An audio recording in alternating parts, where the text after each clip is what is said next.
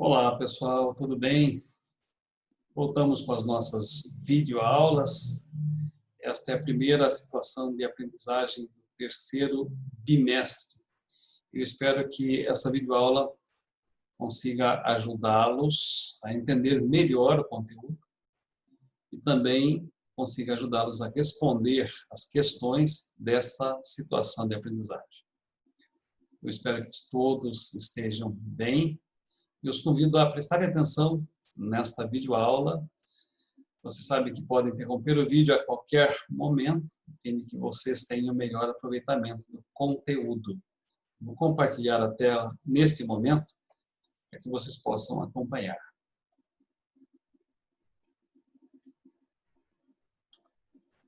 O tema desta primeira situação de aprendizagem do terceiro bimestre é Rebeliões da América Portuguesa, a Inconfidência Mineira e a Conjuração Baiana. Vamos ligar o que estudaremos nessa situação de aprendizagem com o que já foi estudado. O que nós estudamos na situação de aprendizagem anterior? Os conflitos que levaram à independência da América Latina. E esses conflitos, eles ocorreram por três motivos. Quais são estes motivos? O primeiro motivo é que era impossível explorar a colônia sem desenvolvê-la, pois, à medida que as áreas eram povoadas e ocupadas, novas estruturas econômicas e sociais surgiam. O segundo ponto, a metrópole tentava travar esse desenvolvimento interno, tomando algumas medidas que geravam descontentamento, especialmente o descontentamento entre as classes dominantes, entre a burguesia que já existia no país a esta altura. E estes descontentamentos geravam tensões que acabavam por despertar desejo à luta pela independência.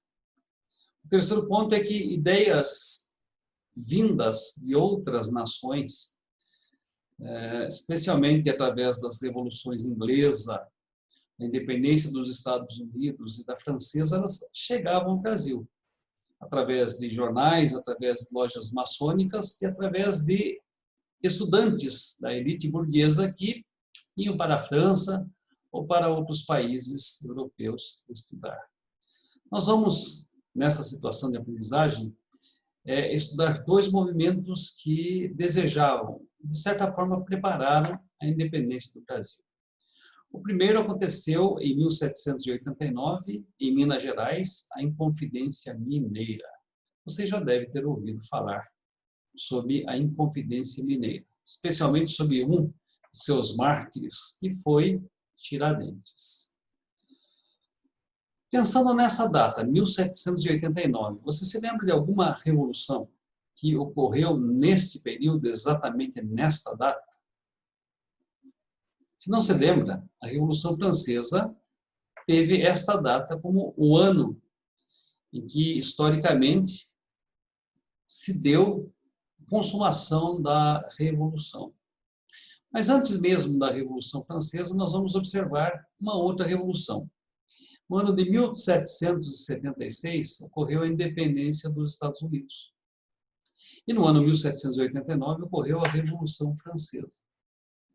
Estas duas revoluções, uma na América e outra na Europa, elas tinham em comum o fato de serem influenciadas pelo iluminismo, elas tinham em comum o fato de serem levadas a efeito por burgueses e tinham em comum o objetivo de diminuir o poder absolutista dos reis.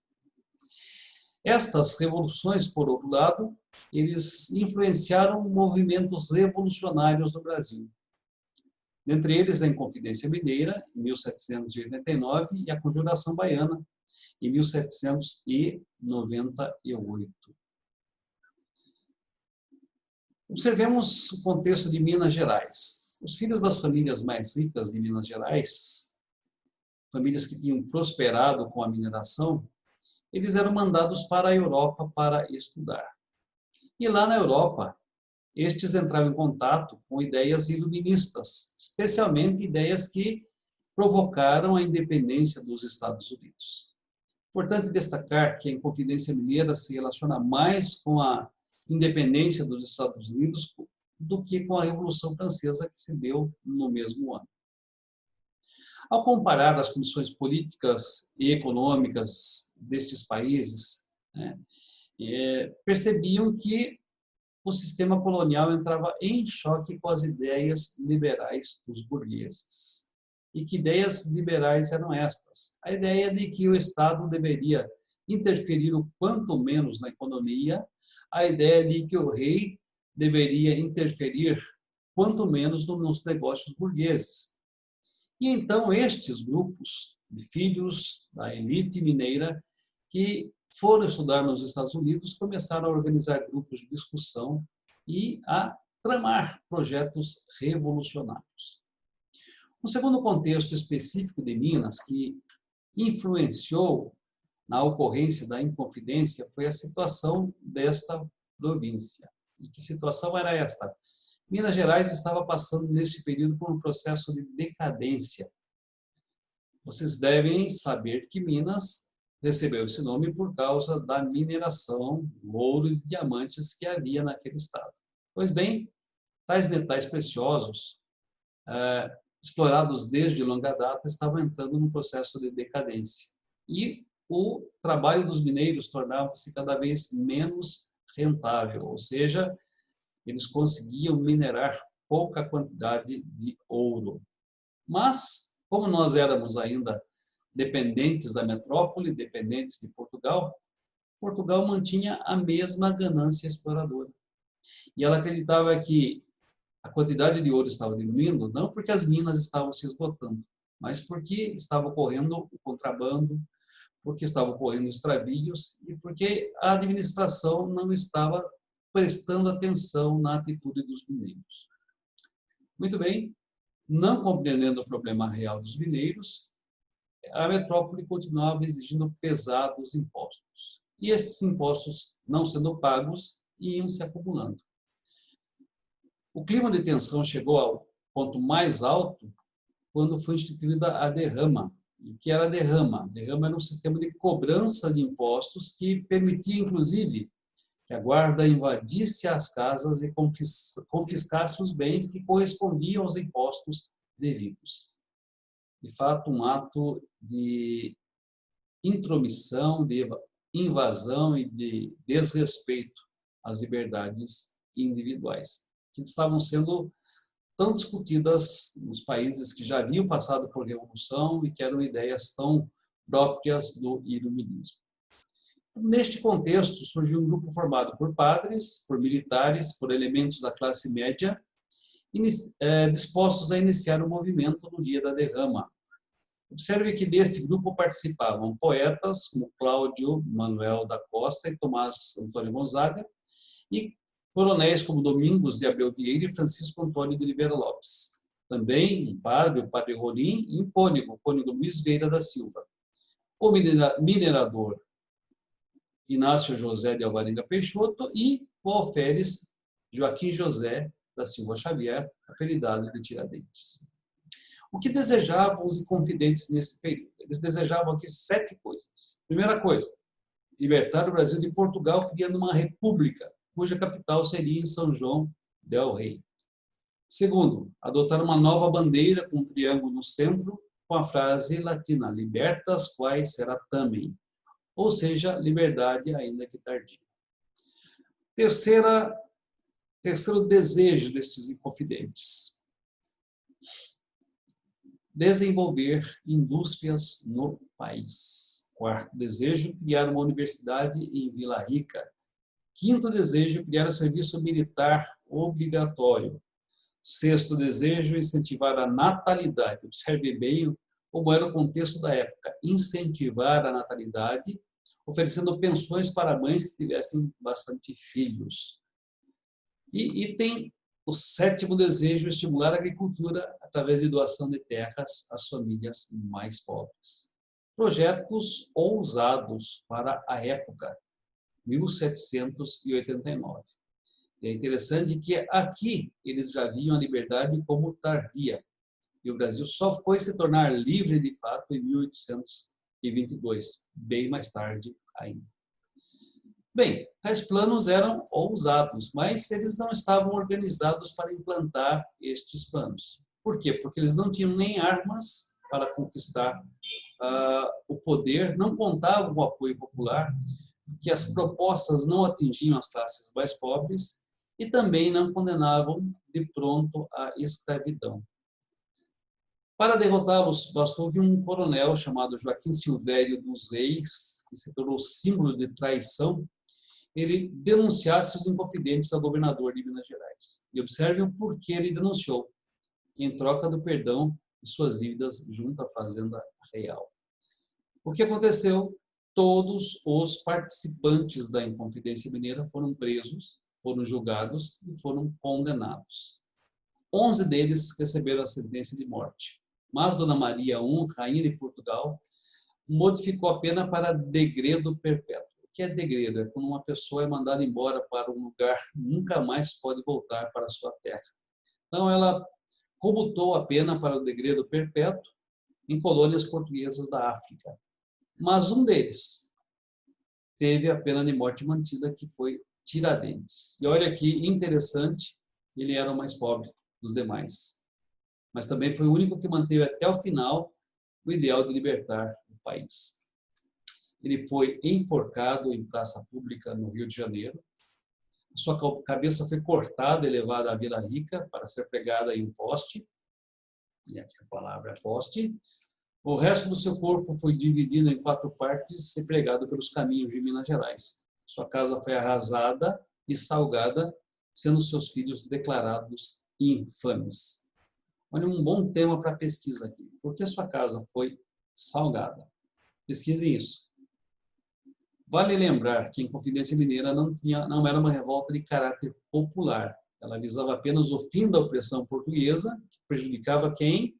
Uma elite, a elite mineira. Como nós vimos, Tiradentes era o menos afortunado dos demais. Ela não tinha a finalidade de acabar com a opressão social interna, que atingia a maioria da população, e nem tinha a intenção de acabar com a escravidão. Logo depois ocorreu a Conjuração Baiana, no ano de 1798. Este era um movimento revolucionário diferente da Conjuração Mineira.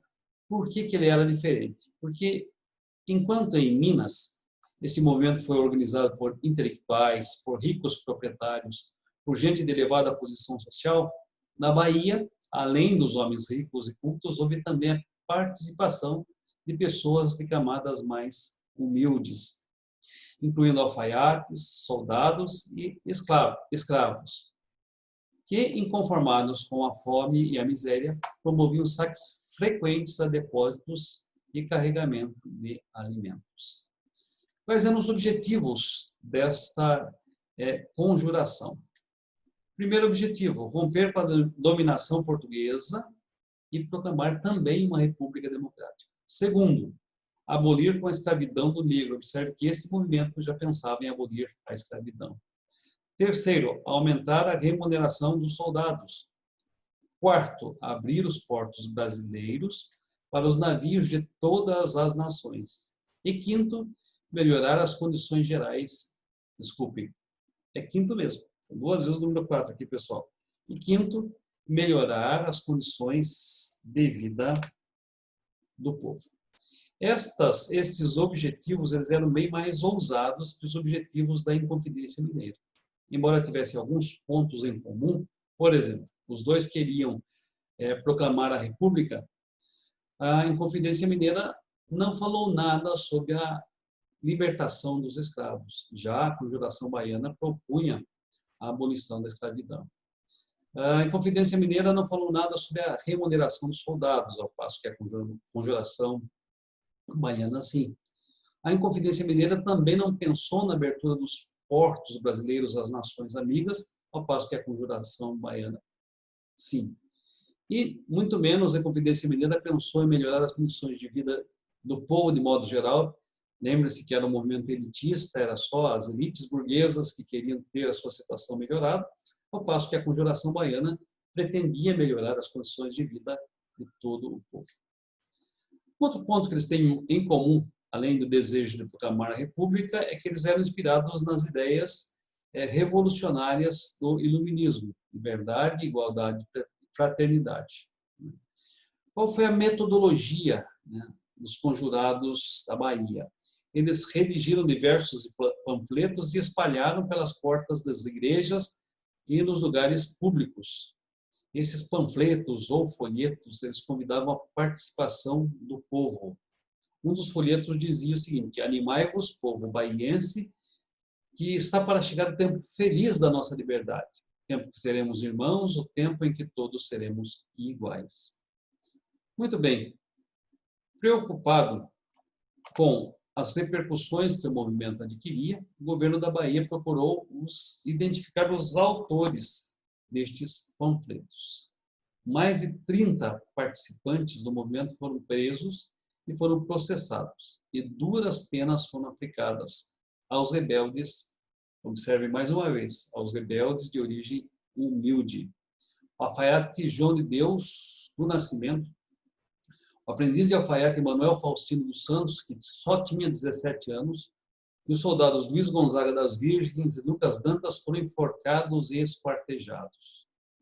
Outros receberam penas menores. Principalmente em relação aos humildes, a repressão do governo colonial era extremamente impiedosa, era extremamente cruel.